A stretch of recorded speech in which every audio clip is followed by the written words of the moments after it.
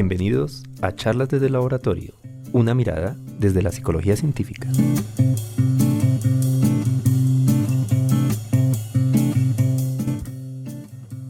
Bienvenidos a nuestro 17º programa de Charlas desde el Laboratorio.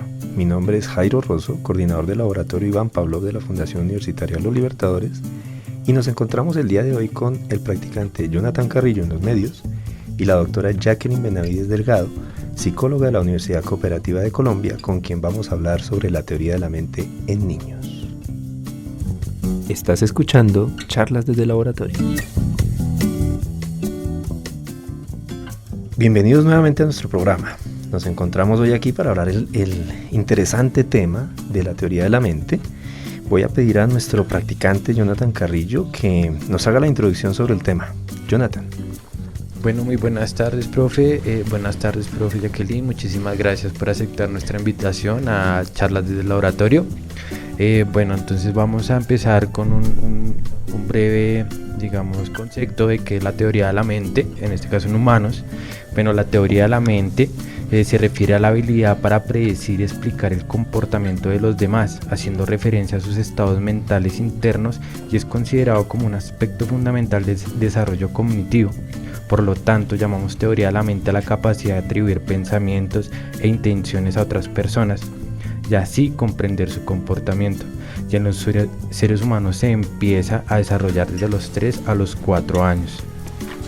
Bien, durante este periodo y en relación con el desarrollo de la teoría de la mente, los niños manifiestan dos avances críticos: la capacidad para resolver tareas de la falsa creencia de primer orden y la capacidad para resolver tareas de la falsa creencia de segundo orden. En las tareas de falsa creencia de primer orden, los niños enfrentan el reto de predecir el comportamiento de un personaje tomado en cuenta lo que ese personaje piensa.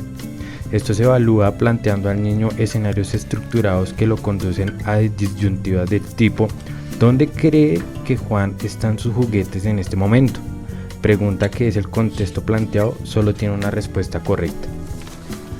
Contestando acertadamente, los niños demuestran su capacidad para predecir acciones a partir de la atribución de estados mentales, lo cual constituye un recurso invaluable hacia la comprensión de ambientes y situaciones sociales complejas. Por otra parte, en las tareas de falsa creencia de segundo orden, los niños se enfrentan a un ejercicio más demandante, pues deben predecir el comportamiento de un personaje tomando en cuenta lo que ese personaje piensa que otro personaje piensa.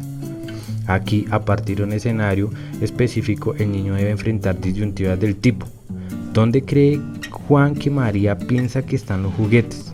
En general, puesto que las tareas de primer orden y segundo orden enfatizan la capacidad de predecir el comportamiento de los demás a partir de la atribución de estados mentales. Las mismas se cuentan como un indicador central del desarrollo de la teoría de la mente durante la preescolar. Bien, este es el caso de teoría de la mente sobre humanos, pero también se cree que hay una teoría de la mente sobre animales no humanos, lo cual se dice que para nosotros al menos también sabemos que los animales tienen una capacidad. Un ejemplo claro es poner a los cachorros. Uno de sus juegos favoritos es pelearse entre ellos. Pero si no tuvieran teoría de la mente, ¿cómo serían capaces de diferenciar entre una pelea de mentira y una pelea de verdad? ¿O cómo podrían saber las gacelas que ese guepardo que viene a toda velocidad quiere en realidad merendeárselos o cazarlos? Claro, los animales son capaces de leer señales, discriminar estímulos y comportarse en consecuencia. Pero ahí queda la duda, es hasta qué punto la capacidad es similar a la nuestra. Eso sería como una parte introductoria respecto a la teoría de la mente.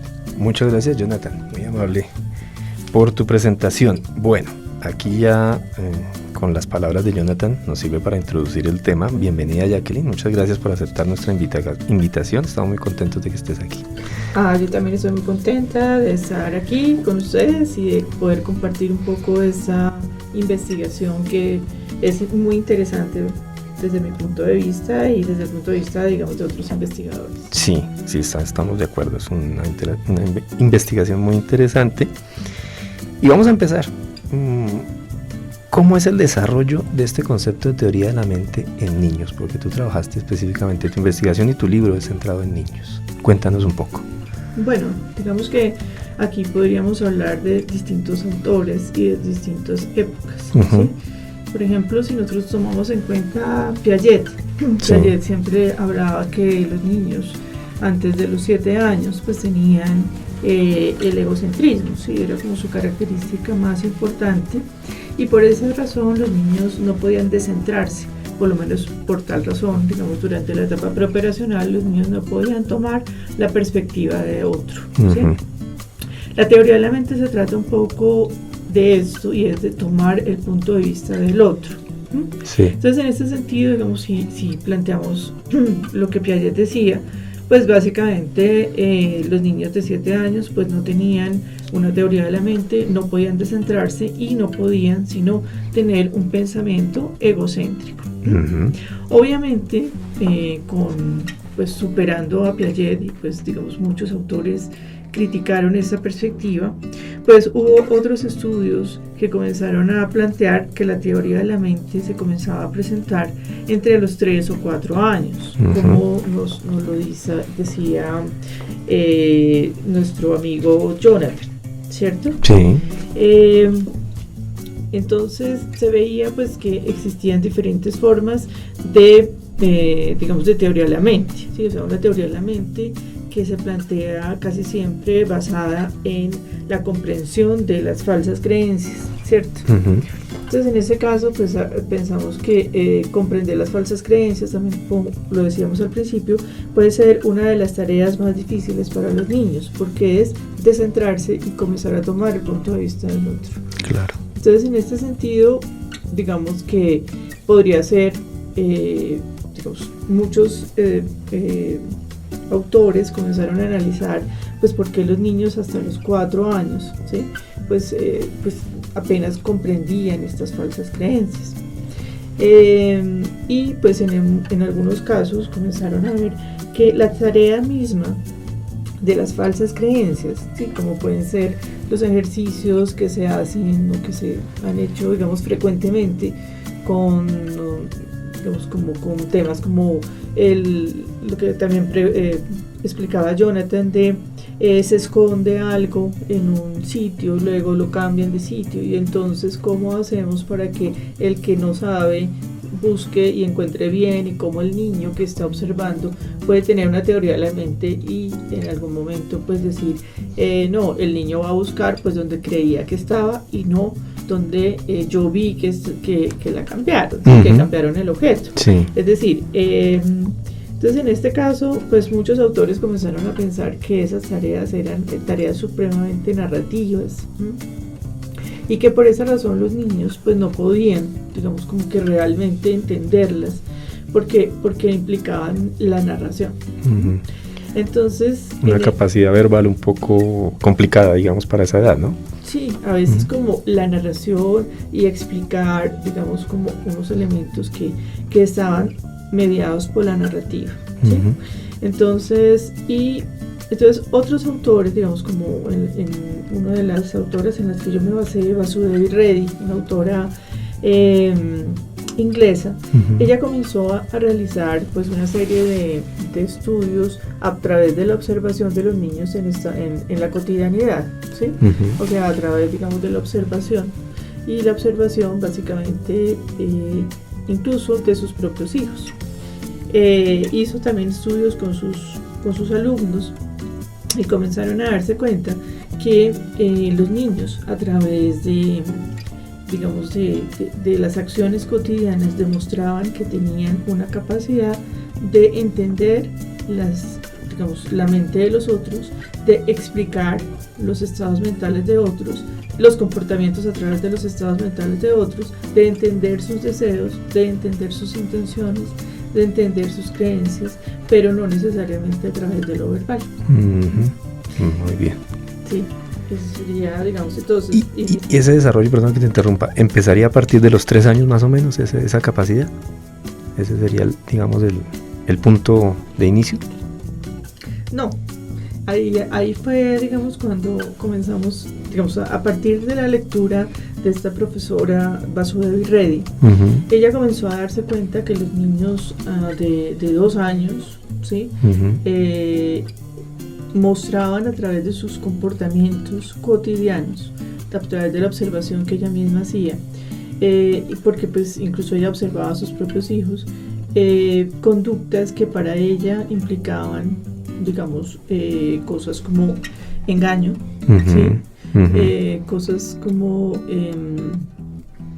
humor, ¿sí? Y ahí es donde comienza a aparecer el tema del humor y elementos que implicaban no solamente entender el estado mental del otro, sino producir estados mentales o acciones que pudieran modificar los estados mentales de los demás.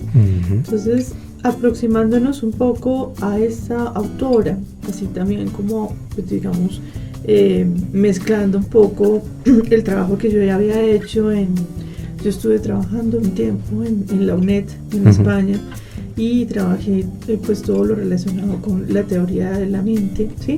Y la imaginación de los niños. Y después hice, pues, digamos, la transferencia que hice de la UNED, la hice de la Universidad del Valle. Sí. La Universidad del Valle, pues ya se venía trabajando la profesora Rebeca Puche con el trabajo del humor, pero con el humor gráfico, desde la comprensión del niño del humor gráfico y desde, digamos, otro razonamiento que no tenía que ver con la teoría de la mente, sino con la capacidad de poder razonar y comprender, digamos, los chistes gráficos. Okay. Entonces se une un poco todo esto, y pues la pregunta tuya es si es a partir de los 3 años. Pues ahí comienza la primera duda, y comienza, digamos, como una de las primeras preguntas de la tesis doctoral, y es realmente los niños a partir de los 3 años, que es como también como esa aparición del lenguaje un poco más y de todo ese proceso simbólico, es que realmente ellos tienen esa teoría de la mente. Entonces se comienza a hacer un estudio pues interesante, porque pues aparece también la parte del simbolismo. Entonces, como para poder tener una teoría de la mente tenemos que tener 2 realidades paralelas, ¿sí? Y aparece como algo importante también pues el desarrollo del juego, ¿sí? Simbólico, porque cuando los niños tienen un juego simbólico, como por ejemplo el niño considera que un palo es una espada, ¿sí?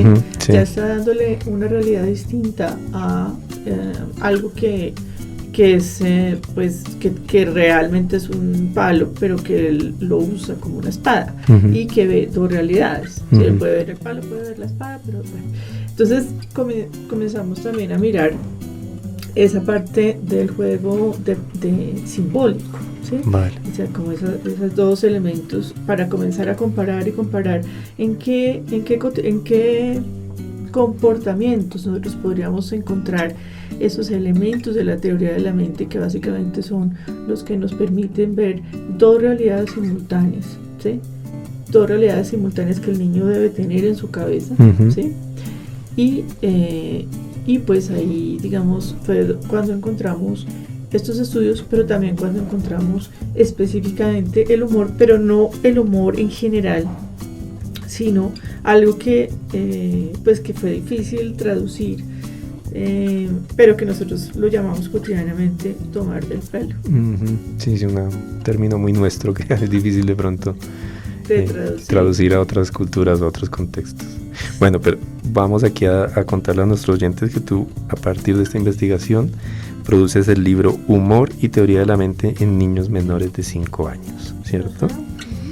Cuéntanos un poco cómo fue el desarrollo, digamos, del proceso investigativo, ¿sí? ¿Cómo fue el desarrollo del proceso investigativo en la construcción, digamos, de esta investigación? ¿Qué elementos empezaron? Bueno, ya sabemos que llegaste al humor, teoría de la mente, pero ¿cómo empiezas a construir la prueba con los niños para saber si tienen esa teoría de la mente en el humor? Bueno, digamos que vuelvo a insistir, pues el trabajo que hizo esta profesora Reddy fue muy interesante, porque al hacer ella, digamos, observaciones como madre, es tema muy criticado desde los estudios incluso de Piaget, pues surgió la idea de que la verdad es que si se quiere observar a los niños en la cotidianidad, era muy difícil crear espacios de laboratorio, sí. ¿sí? Y muy difícil crear espacios de observación, así fuera pues muy sistemática y muy organizada en los colegios, ¿sí? Entonces yo comencé a leer sobre autores, por ejemplo, italianos que hacían cosas interesantísimas como un seguimiento diario, ¿sí? a la madre y al niño en todo lo que hacían, por ejemplo. Entonces, si la mamá iba al mercado con el niño, el investigador también. Vale. Y así, ¿no? Pero a mí me pareció eso pues muy difícil. Entonces, pues yo me inventé, digamos, una forma de hacerlo basada en las observaciones de Piaget, de Baldwin, que pues han sido muy criticadas, y también de Vasudev Reddy, que observó a sus propios hijos. Yo propuse pues que las madres observaran a sus propios hijos, ¿sí? Y de tal manera que no había ninguna posibilidad, digamos, de que yo interviniera, ¿sí? Es más, muchas veces ni siquiera conocía a los niños, solamente pues a las madres, y a las madres yo las entrenaba para que observaran a sus hijos y hicieran los registros. Vale. Y les hicieron incluso madres que no vivían en Colombia, lo hicieron a través del internet, por ejemplo. Entonces una madre que vivía en Estados Unidos, otra que vivía en Suiza. Entonces yo simplemente pues lo que les decía era, mire, usted pues en este cuadrito, pues como un investigador, ¿sí? En este cuadrito usted lléneme diariamente lo que usted observa. No es que hágame el análisis ni nada, sino lléneme lo que usted observa de su hijo, desde que se levanta hasta que se acuesta. Una tabla de registro. La tabla de registro, lo único era que la mamá pues tenía que, primero, pues saber leer y escribir. Segundo, era una persona pues que no tuviera limitaciones visuales ni físicas. Tercero, manejar el internet. Y cuarto, estuviera por lo menos 8 horas con su hijo. Vale. Por lo menos que, digamos, en el día, en el día, sí. No dormido. Entonces, pues las madres, pues fue increíble. Esto fue increíble porque las madres me mandaban cosas, y me mandaban cosas pues que obviamente ya después del trabajo de análisis de qué es tomar del pelo y qué es tomar del pelo y qué es teoría de la mente y qué es todo eso, pues ya fue mi trabajo. Sí, claro. Entonces ellas enviaban cosas que ellas veían que le parecía que era tomar del pelo, como no, el niño me sacó la lengua hoy y se reía y volvía y me sacaba la lengua, ¿sí? Ya la interpretación que yo hiciera de esto pues dependía de cómo yo había definido qué era tomar del pelo y cuáles eran los elementos que tomar del pelo y teoría de la mente tenían en relación. Entonces, en ese sentido, pues se encontró pues que los niños producen humor desde muy pequeños. Digamos, incluso tuvimos casos de una niña de menos de 1 año, ¿sí? O sea, gateando todo, ¿sí? Y sus comportamientos eran de tomar del pelo, y voy a poner algunos ejemplos. Me gustaría que definiéramos tomar del pelo. De pronto es importante que... Sí, tomar del pelo, digamos, primero que todo es, digamos, es una forma de reír, o sea, de hacer reír o de reírse también de otro, ¿sí? A partir del desconocimiento que tiene el otro de lo que se está planeando. Vale. Es decir, yo quiero tomarte del pelo, entonces por lo tanto yo no te voy a contar lo que voy a hacer, sino que voy a hacerte creer de manera falsa ciertas cosas para que tú hagas algo que resulta después simpático, ¿sí? Okay. Entonces, casos como, por ejemplo, una madre me contaba pues de esta madre que tenía la niña pequeña que apenas gateaba. Entonces decía, mira, yo le tengo prohibido que coja una planta que tengo en algún sitio. Entonces la mamá estaba sentada, la niña estaba jugando, y cuando de pronto la mamá veía que la niña se acercaba a la planta, pero la intención de la niña no era realmente coger la planta, sino tomarle el pelo a la mamá, porque lo que hacía era mirar a la mamá, reírse y acercarse cada vez más a la planta para que ella se diera cuenta que estaba, digamos, acercándose a la planta para para que su reacción fuera no, ¿sí? Ujú. Pero realmente, si ella hubiera querido tocar la planta, lo hubiera hecho de manera mucho más disimulada, pero esto era exagerando las situaciones para que la mamá creyera lo que ella realmente no iba a hacer. Ok.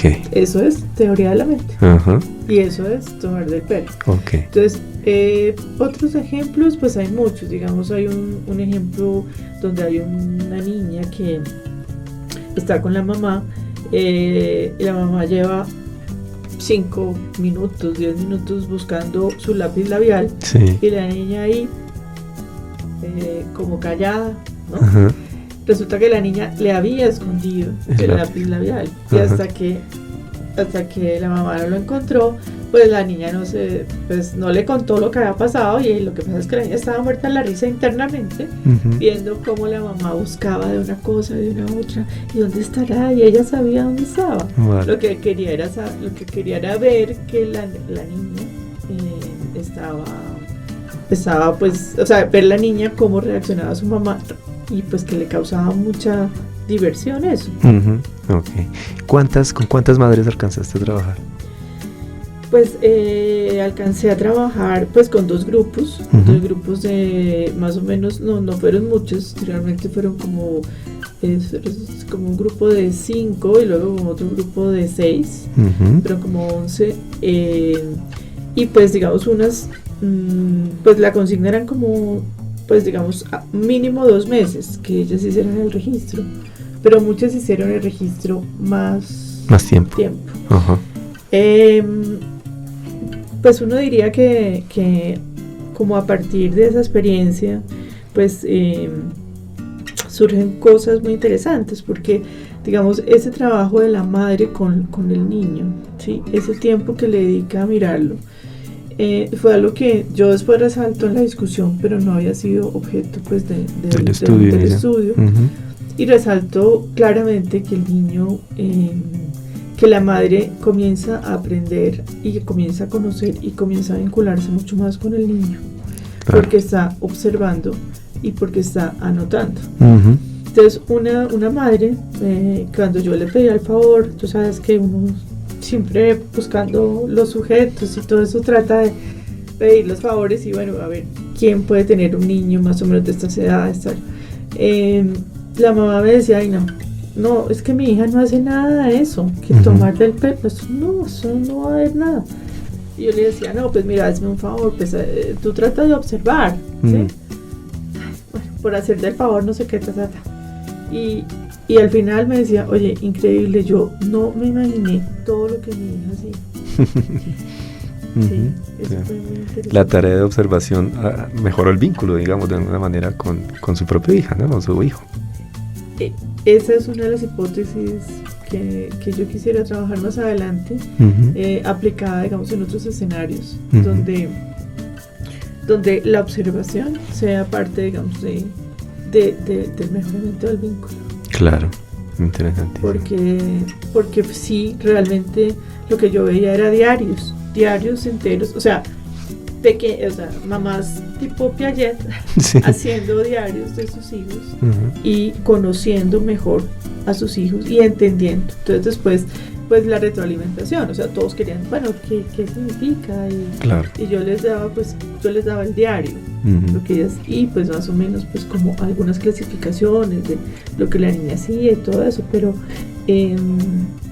yo creo que lo que fue más divertido para ellas fue sentirse que estaban en el estudio, Ujú. Ujú. eran parte de Del eso, estudio, claro. y éticamente, digamos, pues a mí me pareció interesantísimo, porque ellas no me decían nada que no quisieran decirme. Ujú. Yo no estaba invadiendo ningún espacio, ninguno de mis estudiantes tampoco, digamos que sí los tuviera, porque Sí. esa era una tesis doctoral que no tenía ningún estudiante, y básicamente ellas eran las que dominaban el escenario, ¿sí? Ujú. A ese respecto te iba a preguntar, ¿hay alguna, dentro del medio académico, utilizar un método como este, supongo que generará algún tipo de controversia o no le gustará a todo el mundo? ¿Cómo ha sido recibido eso? Pues digamos que pues con sorpresa, porque no es un método nuevo. O sea, digamos que incluso yo tengo un artículo que se llama Recuperando como los padres como informantes, una perspectiva histórica. Y es que los padres como informantes fueron muchos, o sea, sus propios informantes. Ahí estuvo el error, que eran ellos mismos observando a sus propios hijos, con el sesgo, Baldwin y otros. Darwin también, sí. Incluso hay un artículo muy bonito de Darwin cuando habla de las emociones de su hijo, de uno de sus hijos. Entonces, digamos, es eso. Ellos se inventaron eso. Sí. Ahora, ¿qué me inventé yo? O sea, yo decía, para hacer eso que hicieron ellos, pues uno tiene que tener los hijos y verlos y no sé qué, y eso es imposible. Sí. Y además ya ha sido muy criticado. Entonces, digamos que por una parte, pues yo me invento unos observadores que no son observadores entrenados, pero que simplemente narran lo que ellos piensan que es una forma de tomar del pelo, lo que ellos sintieron como chistoso en su hijo, o como simpático, o como agradable. ¿Sí? Eso no es la verdad revelada, es simplemente un dato. ¿Sí? Ahora, ¿yo qué hago? Es transcribo todo lo que ellos dicen y luego clasifico. Y hay algunas cosas que no entran ni por un lado ni por otro, ¿sí? Pero hay otras cosas que sí tienen unos elementos, digamos, que nos pueden permitir mostrar eso, que la teoría de la mente implica ponerse en el lugar del otro, ¿sí? Tomar del pelo implica también ponerse en el lugar del otro para generar, digamos, contextos que permitan, digamos, la diversión, digamos. Sí. ¿Y cuáles serían las principales conclusiones o resultados que tú has hallado ya con esta muestra de las 11 parejas, madre e hijo, y los diarios o registros de campo que han hecho? Pues que las teorías clásicas, pues digamos, han utilizado unos métodos que son unos métodos, digamos, transversales, ¿sí? Que no son métodos naturales, digamos, de observaciones naturales, y que por esa razón, digamos, muchas veces se encuentran que los niños en una prueba determinada pues fallan, ¿sí? Periódicamente y antes de los 3 años y no sé qué, quizás a los 3 años los niños lo entienden mejor y ya. Sin embargo, lo que a mí me parecía curioso es que la teoría de la mente es un proceso social, ¿sí? Y no se puede estudiar como algo que no sea un proceso social, ¿sí? O sea, tiene que estar en un contexto social.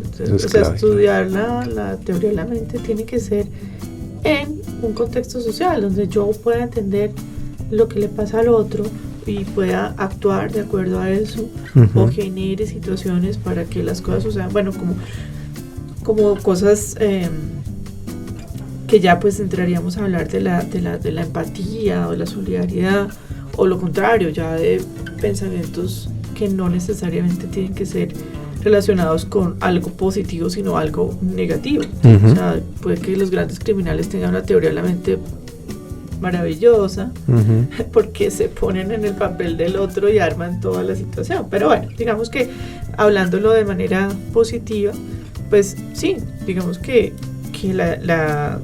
pues digamos una de las grandes conclusiones es que yo creo que la psicología debería pensar, por lo menos en este tema de la teoría de la mente con los niños, ver las cosas en contexto, o sea, analizarlas en contexto. Y creo que eso fue un poco el éxito que tuvo este libro, o pues digamos esta investigación. Sí, correcto. Bueno, a este punto, los oyentes de nuestro programa de pronto tengan interés en conseguir o adquirir tu libro. ¿Qué tienen que hacer? Bueno, mira, justamente mañana en la Feria del Libro a las 8 de la noche en el Salón Jorge Isaac se va a lanzar el libro. Mañana 3 de mayo, ¿no? Mañana 3 de mayo se va a lanzar el libro, y vamos a tener también el lanzamiento de una serie que también trabajamos, que digamos que surge pues de este trabajo, que es una serie sobre humor. Entonces vamos a lanzar 2 libros, uno que se llama Historia, Política y Humor, y tenemos otro que se llama Filosofía, Psicología y Humor. Entonces todos editados por ediciones UCC, o sea, la editorial de la UCC, la Universidad Cooperativa. O sea que cualquier persona que de pronto no pueda asistir al evento pero quiera conseguir el libro puede dirigirse a la universidad y conseguir el ejemplar. ¿Es factible? Sí, claro. El ejemplar, digamos, desde la página, en la página de la ediciones UCC, allí, digamos, está, digamos, como la información. En la Feria del Libro, en el stand de la UCC, van a estar todos los libros. En caso, digamos, de no poder conseguirlo, pues directamente se dirigen a la editorial, y la editorial pues tiene, digamos, unos mecanismos pues para hacerles llegar el libro. De todas maneras, estos libros se van a divulgar en algunas librerías, pero no sabría exactamente. Sé que hay una que es la Lerner, pero no sé cuáles otras. Bueno, pero ya tenemos un dato fundamental, y es que pueden dirigirse a la página web de Ediciones UCC y ahí pueden acceder de alguna manera a la información para adquirir el libro. Exactamente. Muy bien, muy interesante. Bueno, ¿cuál sería la perspectiva? Ya nos has contado un poquito la perspectiva de por lo menos uno de los elementos que ha surgido a partir de la investigación. ¿Cuáles serían las investigaciones a futuro a partir de este libro y de esta investigación? ¿Hacia dónde te perfilarías tú con este tema? Bueno, digamos que a mí me parece, digamos, que hay que seguir ahondando en estos temas. Me parece que pues hay temas relacionados ya no pues necesariamente con la teoría de la mente, sino por ejemplo con la solidaridad de los niños, con la empatía, ¿sí? Y también de pronto entrar un poquito a mirar ya otros elementos que no necesariamente están muy a nuestro alcance, que es como ya no solamente lo que el niño hace, sino que lo que la mamá de pronto responde o cosas así, ¿no? Digamos, situaciones como eso puede ser, digamos, un tema que a mí me parece interesante. El otro es como trabajar mucho con los padres para, digamos, fomentar la teoría de la mente, digamos, y pues otros elementos como la empatía, la solidaridad, digamos, la parte de las emociones, el manejo de las emociones, la comprensión de las creencias y todo esto, pues como todo ese tema de tolerancia tan importante que necesitamos, y hacerlo, digamos, como generar unos programas para los padres, para que ellos puedan trabajar con los niños en muchos escenarios, digamos, como escenarios del día a día, de lo que pueda suceder, digamos, en un momento dado, que el niño, qué sé yo, pues o simplemente con una lectura de un cuento. Digamos, se han hecho muchos estudios sobre el desarrollo de la teoría de la mente en niños a partir de las lecturas de cuentos. Vale. Entonces, como las palabras, como las palabras que tengan contenidos verbales, que tengan relación con las emociones y todo eso, pues eso digamos, va alimentando mucho, digamos, esa persona sensible, digamos, que podríamos hablar también de que vamos mejorando un poco esa inteligencia emocional, ¿no? Claro, fundamental. Muy bien, y a raíz de tu comentario a propósito de Darwin y sus estudios en emociones con humanos y animales, la pregunta que nosotros nos queda en el tintero para el laboratorio, muy interesante, es hasta qué punto la teoría de la mente en animales puede ser similar, o cómo podemos entender la teoría de la mente en animales, y si es similar o no a la de los humanos. ¿Qué opinión te merece eso? Sí, bueno, digamos, yo no ahondé tanto en este tema, pero sí hubo unos autores digamos, que en los que yo me basé, Barney y Witten, y ellos trabajaron también en observaciones con chimpancés, pero observaciones naturalistas. Y ellos trabajaron mucho, ahora digamos como el tema del engaño. Sí. ¿Sí? Entonces ellos les pareció muy particular, pues como por ejemplo los chimpancés podían cambiar el tono de su voz, pues de sus gritos y de sus vocalizaciones para engañar, digamos, una situación que me pareció increíble. O sea, te voy a contar dos que me parecieron increíbles que ellos narraban, y era cómo, digamos, ellos, había un chimpancé que quería comerse unas bananas, ¿sí? Pero para podérselas comer tenía que distraer y engañar al grupo. Entonces generó un sonido que para el grupo significaba peligro. Y se generó el sonido y la gente no, pues los chimpancés salieron corriendo. Sí. Y él se robó las bananas. Vale. ¿Sí? Otro, digamos, que fue algo pues que a mí ya me pareció increíble, y fue, estos autores narran cómo un chimpancé había peleado con otro, ¿sí? Y pues había quedado aparentemente malherido, pero cuando estaba con otros chimpancés él actuaba de manera normal, es decir, no parecía lesionado.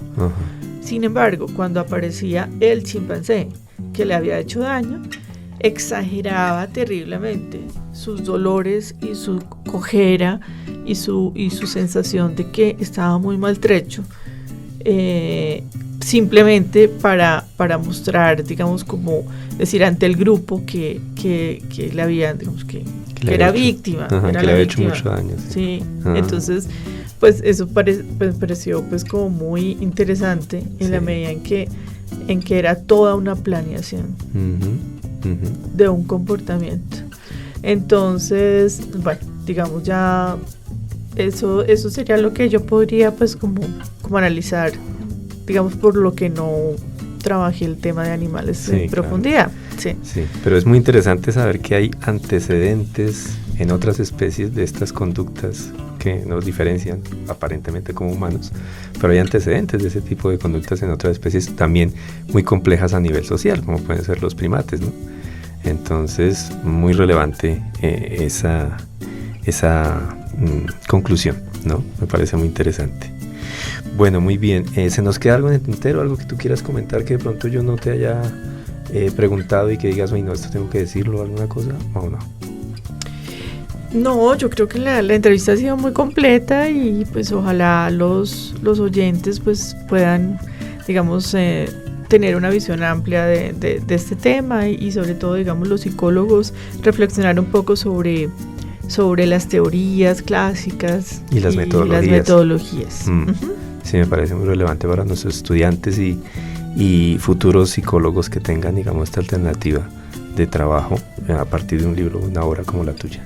Bueno, nuevamente invitamos a nuestros oyentes para que puedan, si están interesados en adquirir el libro, se llama Humor y Teoría de la Mente en Niños Menores de 5 años, editado por Ediciones UCC de la Universidad Cooperativa de Colombia, y en la página web pueden encontrar cómo adquirir el ejemplar. Muchísimas gracias, Jacqueline, por habernos acompañado. Estamos muy agradecidos porque nos des a conocer este tema que me parece apasionante, y invitamos a nuestros oyentes para que nos sigan acompañando en futuros programas donde realizaremos nuevas entrevistas con nuevos invitados. Muchísimas gracias. No, muchas gracias a ustedes, y de verdad pues que sigan con estos espacios tan interesantes que le dan a conocer a un público en general pues investigaciones que de pronto no saldrían a la luz. Exactamente, ese es nuestro papel divulgativo fundamental. Muchísimas gracias, Jackie. Bueno, gracias. Esto fue Charlas desde el Laboratorio, una mirada desde la psicología científica.